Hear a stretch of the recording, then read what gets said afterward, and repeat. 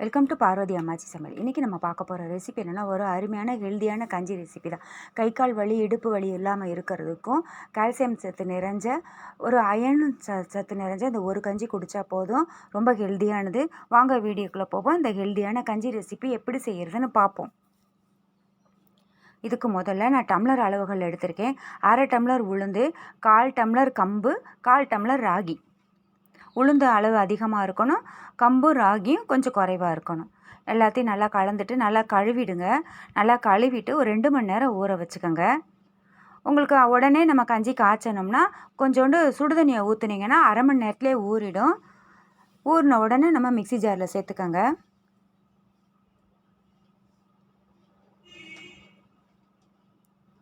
சேர்த்துட்டு வந்து தண்ணி ஊற்றாமல் கொஞ்சம் குறைன்னு அரைச்சிட்டு அதுக்கப்புறம் தண்ணி கொஞ்சம் கொஞ்சமாக ஊற்றி அரைங்க. ராகி சட்டுன்னு நம்ம மிக்சியில் அரைப்படாது. கொஞ்சம் கொஞ்சமாக ஊற்றி அரைக்கும்போது இந்த அளவுக்கு நல்லா வலுவலுன்னு அரைப்பட்டுடும். அரைப்பட்டுதான் ஒரு டம்ளரில் அளந்துக்கங்க. எனக்கு இது 1 டம்ளர் கிடச்சிச்சு.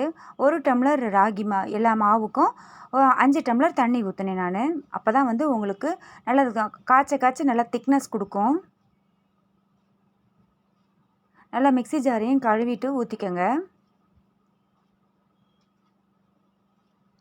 அடுப்பில் ஏற்றுறதுக்கு முன்னாடியே முதல்ல நம்ம ஒரு பாத்திரத்தில் கலந்து கொடுத்துட்டு அதுக்கப்புறம் அடுப்பில் ஏற்றுங்க.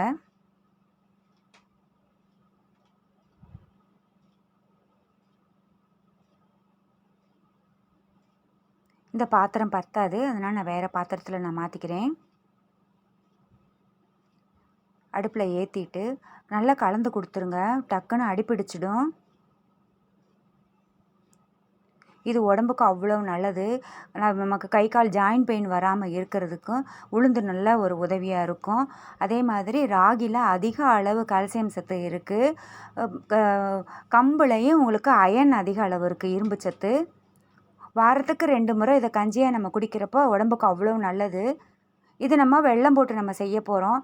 உங்களுக்கு வெல்லம் வேண்டாம், சுகர் பேஷண்ட்லாம் இருப்பாங்க பார்த்தீங்களா, அவங்களுக்கெல்லாம் வெல்லம் வேண்டான்னு சொன்னால் இதில் நீங்கள் மோர் ஊற்றி கூட கரைச்சி குடிச்சிக்கலாம். ரொம்ப நல்லாயிருக்கும். இல்லை வெறுமனே பால் ஊற்றி கூட நம்ம குடிச்சிக்கலாம்.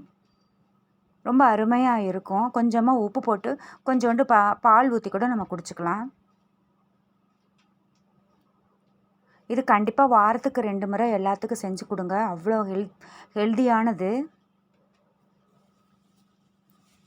வெறும் ராகி மட்டும் நம்ம குடித்தோம்னா அது ஒரு மாதிரி டேஸ்ட்டாக இருக்கும். இது கம்பும் உளுந்து எல்லாம் சேர்த்து செய்கிறப்ப டேஸ்ட் ரொம்ப நல்லாயிருக்கும். குழந்தைங்கள்லேருந்தே நம்ம கொடுத்துட்டு வர்றப்ப நம்ம டாக்டர்கிட்ட போகணும்னு அவசியமே கிடையாது. வலி மாத்திரையும் நம்ம எடுத்துக்கணும்னு அவசியம் கிடையாது. நல்லா இந்த அளவுக்கு நல்லா கஞ்சி பார்த்திங்களா, நல்லா திக்காக வந்துருச்சு. இதுக்கு நான் எந்த அளவு நம்ம 1 டம்ளர் கஞ்சி கிடச்சிச்சு. அந்த 1 டம்ளர் கஞ்சி மாவுக்கு 1 டம்ளர் நான் நாட்டு சர்க்கரை சேர்த்துருக்கேன். இது இனிப்பு கரெக்டாக இருந்துச்சு.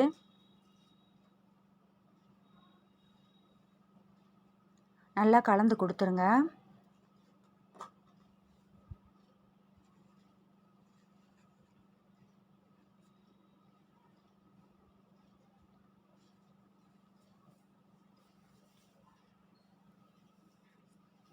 இந்த அளவுக்கு நல்லா கலந்து கொடுத்த உடனே ஒரு 1/4 ஸ்பூன் அளவுக்கு ஏலக்காய் பொடி சேர்த்துருக்கேன்.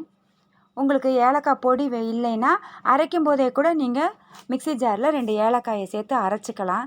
இது உங்களுடைய விருப்பம்தான். ஏலக்காய் பொடி வேணும்னா சேர்த்துக்கோங்க, இல்லாட்டி வேணாட்டினா விட்டுடலாம். இந்த இனிப்பு தூக்கி கொடுக்கறதுக்காக ஒரு பிஞ்சு உப்பு சேர்த்துருக்கேன். அப்போ தான் உங்களுக்கு தித்திப்பு நல்லா தெரியும். இதில் நீங்கள் விருப்பப்பட்ட தேங்காய் துருவல் கூட சேர்த்து குடிக்கலாம். அதுவும் நல்லது தான் உங்களுக்கு. இது அவங்கவுங்களுடைய விருப்பம்தான். இந்த அளவுக்கு இருக்கும் பொழுதே நம்ம இறக்கி வச்சிடணும். இன்னும் கொஞ்சம் இது நல்லா கொதிக்க இருக்குது. இன்னும் கொஞ்சம் ஆற நல்லா கஞ்சி திக்காக வந்துடும். ஒரு பவுல் குடித்தாலே போதும். காலையிலையோ சாயந்தரமோ எந்த வேலைனாலும் நம்ம குடிக்கலாம். அவ்வளோ உடம்புக்கு ஆரோக்கியமான கஞ்சி. கண்டிப்பாக வீட்டில் எல்லாருக்கும் செஞ்சு கொடுங்க. இந்த வீடியோ உங்களுக்கு பிடிச்சிருக்குன்னா லைக் பண்ணுங்கள், ஷேர் பண்ணுங்கள், சப்ஸ்கிரைப் பண்ணுங்கள். மறக்காமல் பெல் ஐக்கானை கிளிக் பண்ணுங்கள். தேங்க்யூ.